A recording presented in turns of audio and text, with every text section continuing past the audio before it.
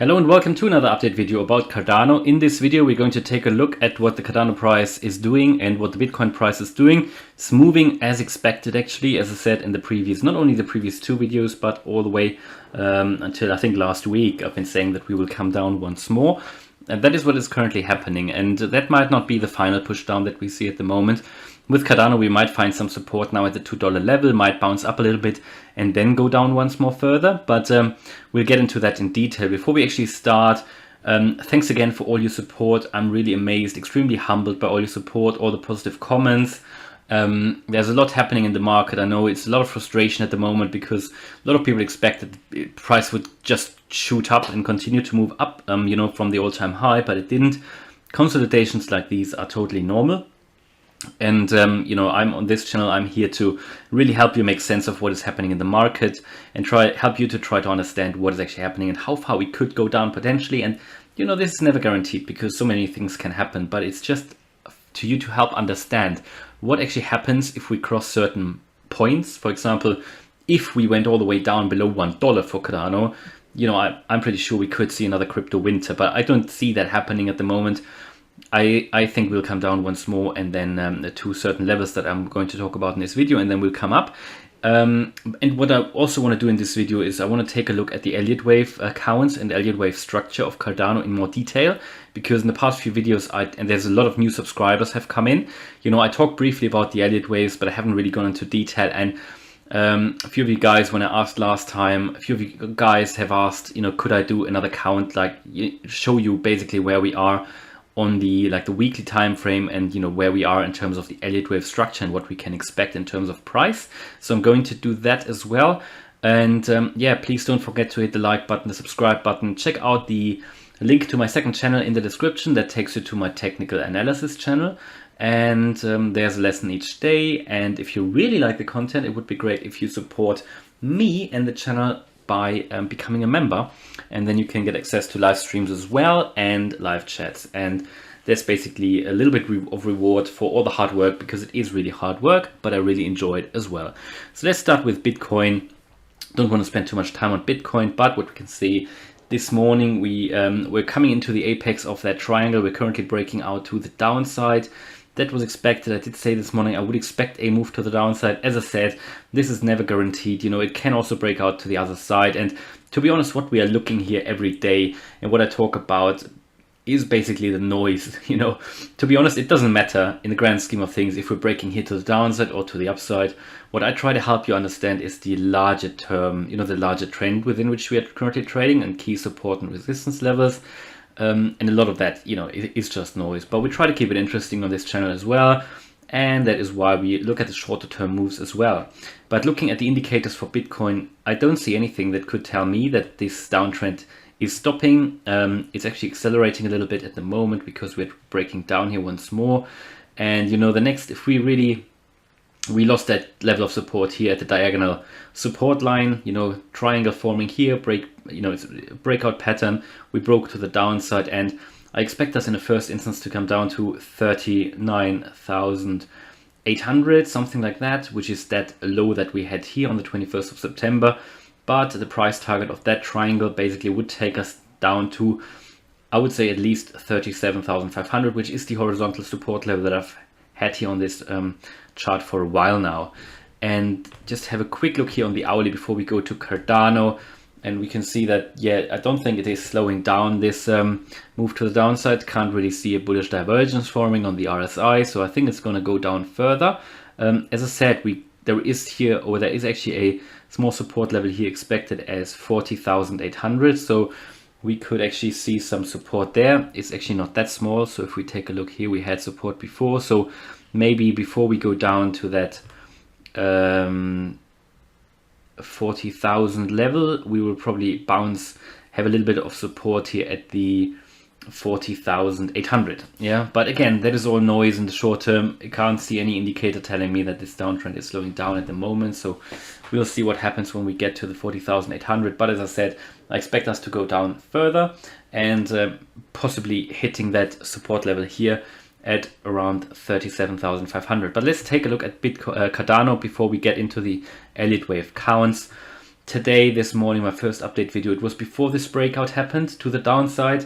And we've been tracking this head and shoulders pattern forming for the last few days.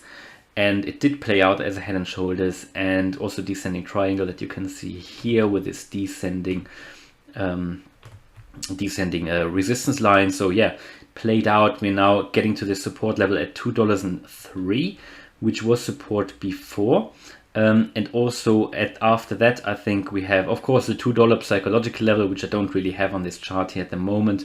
That's certainly one. So there's a bit of noise here, actually, a little bit of a support. Yeah, it's more like a support zone that we currently see here.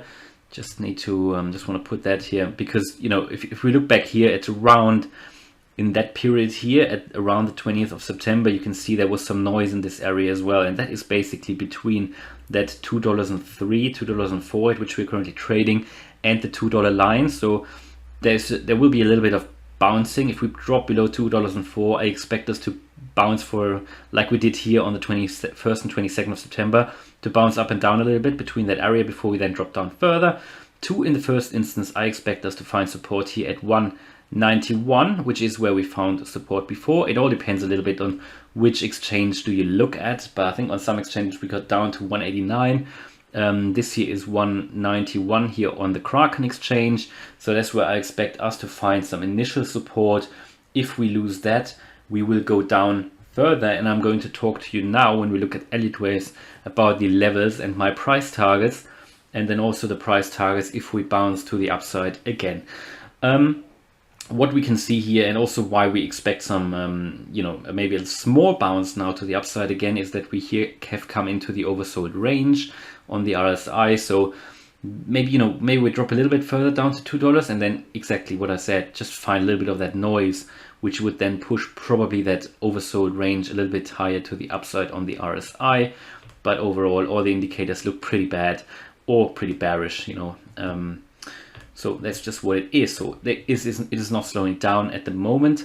Okay, and let's take a look at the Elliott Wave count now for Cardano. If you don't know what the Elliott Wave method is, I'm not going to overcomplicate it. I really try to keep it simple here. So because you guys probably are not necessarily aware about all the rules and how to apply it and what it actually is. So I just try to keep it as simple as possible for the wide audience. And you know, how could you know if you're not dealing with that on a regular basis?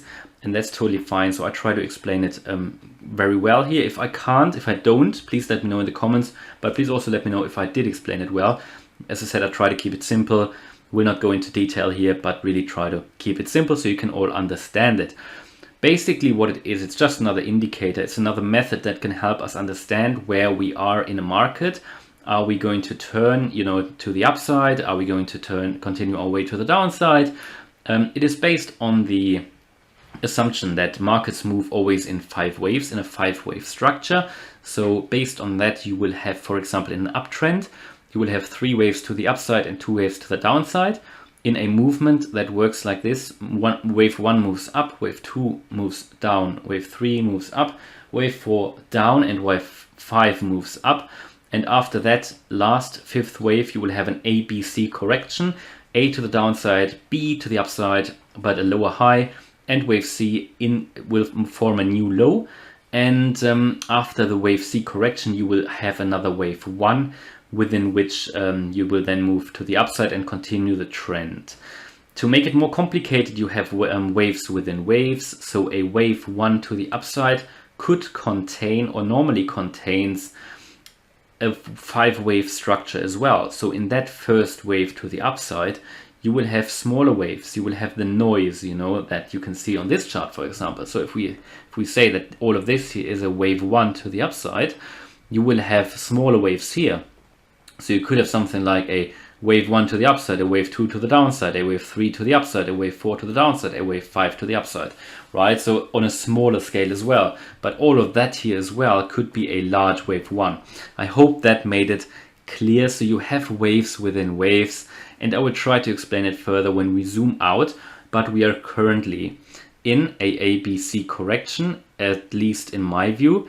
We have formed that high here on the I think the 1st of September or the 2nd of September at $3.10. That's marked here on the chart, and after that we have come into that corrective phase. Wave A came down here on the 7th of September, wave B went up again, and then we are currently in that wave C correction, which actually we could have completed already. So we've already come into that box here, in the target box that I gave you a few weeks ago. And yeah, we hit that already, but I still think, because we haven't seen that final move to the upside again to continue the uptrend, I still think we come down once more, and also indicators tell us that as well. So I think we come down once more, even further. Further into that box, maybe even down to, and I extended that since the last video to the downside, maybe even down to 145. And this is not just a random box. Yeah, it's quite a large range, but it's not just any random box here. This is sitting between the 0.5 Fibonacci retracement level and the 0.786 Fibonacci retracement level, which is sitting at 145 roughly. So somewhere within that range here, we will land. You know, we had that low here marked on the, was it the 21st of September of 191, I think, depending on which exchange you're looking at. Here on Binance it's a bit lower, it's 189, I think. If we go below that level, then we can go down all the way to the 0.786 Fibonacci retracement level, which is at 145. From then on, I expect with a very high probability that we move further to the upside and continue our long-term upward trend. If we drop below that, in all honesty, and I don't want to, you know, tell you any you know, nice stories, fairy tales here or anything, because these are always possibilities. If we drop below 145, my view is then we drop to $1. And if we lose that, I think then we're in the crypto winter. Just to help you understand of where we are. I don't think that will happen, but it is just a possibility. But what I expect with the highest probability, also from my point of view, because I don't think we have seen the end of this bull market yet, I expect us to go down to, you know, somewhere in that box. And I did say before 185, but it actually could go, if we lose that 189, it actually could go down in the worst case all the way down to 145. I think my current view is that we should land here at 180, which is the 0.618 Fibonacci retracement level, the golden pocket, yeah, which is the strongest retracement level or the most important retracement level. So 180, I think, is the most important one. That's the most probable one. So let's just say 189 in the first instance. If we lose that, it will be 180, the 0.618 Fibonacci. If we lose that, then I think we go down to 145. And from then on, after that C correction, when that is over, then that is my expectation. We will continue our wave 3 move to the upside, and I will help you understand of why it is wave 3 in a moment. Continue our wave to the upside with a price target of at least 450. So it is actually a bullish scenario. The bearish scenario would be to drop below 145, and that would be quite bearish. And the very bearish scenario would be to drop below $1, and I don't want to see that. If I see that, that is quite bad. Then everybody would have been wrong. So many people expect we are still in a bull market, and me too. I expect that as well. So yeah, I don't want to see that scenario at the moment. I don't want to think about it, to be honest. But to help you understand of where we are actually in terms of the Elliott Waves, I want to show you that on this weekly chart. And to help you understand that better, I take the Fibonacci retracement levels out because they only confuse at the minute.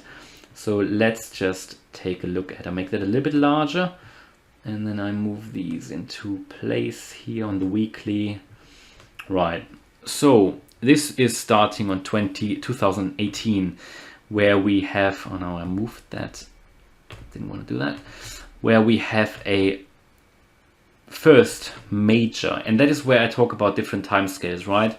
So we have a major wave 1. We did form that here on the 1st of January 2018. Okay, so this is a weekly chart, but this is where we formed it on the weekly. 1st of January 2018, we came, at least that's how I count, we came up. That was the beginning of wave 1, so you put a 0 normally there. Wave 1 to the upside. Then we had a very, very long correction, and basically I had this chart here.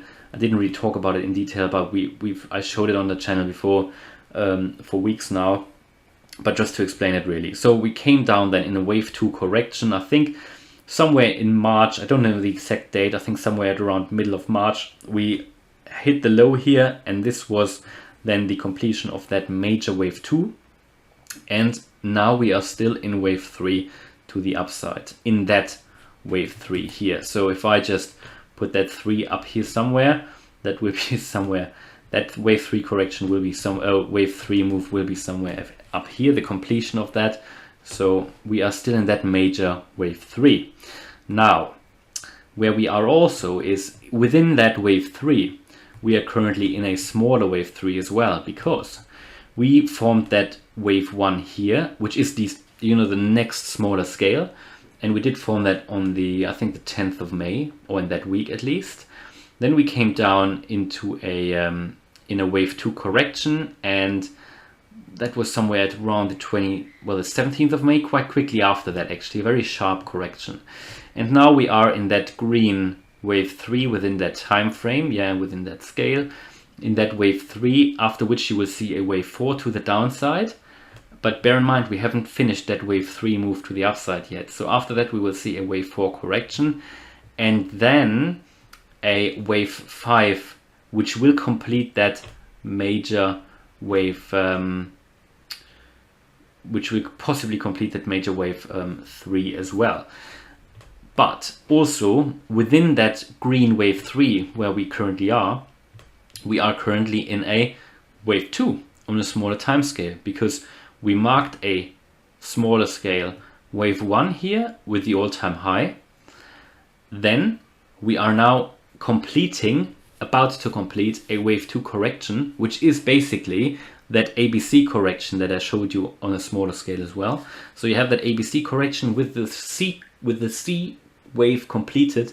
You will at the same time complete a wave 2 as well, and from then on we are going to go up in wave 3, 4, 5, and that 5th wave then will complete that green wave 3. So it's a bit confusing, guys. I hope I made it clear a little bit, but hopefully that helps you understand of where we are. So we are currently in that green wave 3, which is part of that major wave 3 here, okay? And within that green wave 3, we are currently in a ABC correction, which you could also frame as a wave 2 correction of that smaller scale, purple colored wave dimension here. So that's why I've got the different colors here. 1, 2, and that 3 up there is white. That is the main, the primary, the cycle or super cycle wave, you know, wave, I don't even know how you call it, you know, the wave dimension. And then within that you've got the next smaller one, which is the green one here, and then you've got the purple one here, and within that purple one then you've got the white ABC correction currently going on. So hopefully that was a little bit clear. You know, let me know in the comments if I need to explain it again. It can be complicated if you see it for the first time or so, but a lot of you guys have been following me for a while, and I've been talking about that for a while now. So I fully expect that we come down a little bit more, and to complete that wave 2 or that wave C, however, you know, in whatever time frame you want to look at. But then we move to that wave 3 to the upside with a price target of at least 450. And what I really want to talk about is put it all in perspective, guys, because if we haven't completed wave 3 yet, what that means is, yes, we will have another wave 4 correction after that, but that wave 4 cannot come into territory of wave 1. So if we say wave 3 has a price target of at least 450, and that is based on the 1.618 Fibonacci extension level, you know, we can't actually come down in that wave 4 correction, which, you know, possibly could be that next crypto winter. We can't come down below to 250, yeah, which was that previous all-time high here. So this is basically what limits us. We can't come down further. If we do, and you know, I don't want to lie, it is a possibility, but then all these counts are wrong, and at the moment I think they're accurate. So that would be my expectation, that after that we couldn't come down to that level anymore. So these are extremely good prices again, but then we have that wave 4 correction and that wave 5 to the upside, which would take us much higher. And then bear in mind we are still in that super cycle wave 3 as well, And then, you know, you've got that super cycle wave 4 and that super cycle wave 5. So, you know, it is just, and you've got these waves within waves, but it is just to show you guys what is still possible. And that is why I expect, you know, in the next 5 years, we could see price of $20 to $30 realistically, really realistically. Of course, we need the use case. I mean, the use case is there, but we need the adoption and everything. But just purely looking at the Elliott Waves and price targets, and I probably need to calculate what that major wave 3 might look at. But the first price target is the 450 here for that green wave 3. I don't want to make the video much longer. I think it's too long already, but hopefully that was useful. I did it because a lot of you guys have asked about, you know, where are we in terms of the Elliott Waves. Hope that made it clear. I mean, you can watch the video again. Hopefully then it becomes clearer if you haven't understood it. And if you want me to explain it more slowly in another video, let me know. But I hope it was clear. I genuinely hope it was. So just to once more tell you the different levels to be very accurate. Price target completion of that wave 3 at least 450. If we go back to the hourly chart here, just to talk about the levels that I expect us to come down to, are the 189, which is here that former low that we, or 190, yeah, 190 that we formed here on the 21st of September. That will be support. After that, we've got the 180 level, which is that Fibonacci 0.618, and after that we've got the 145, which is that next Fibonacci retracement level. And somewhere within that box, I think we will end up somewhere in that box. It's hard to say where, but I told you if we lose that level, we go to the next, and then we go to the next, so you can observe it. But also somewhere within that box, then I think we will turn up and continue our wave to the upside. So that's all bullish, that's all good. We need that move to the downside at the moment, apparently, to get more impulsive moves, you know, to gain that power again, to gain that impulse, to gain that momentum again to the upside. But at the moment, it's not showing that it is slowing down, unfortunately. All right, so hopefully that video was useful. If you liked it, please smash the like button. And if you want to follow me on this crypto journey, then please subscribe. Thanks a lot for watching, and see you in the next video. Bye-bye.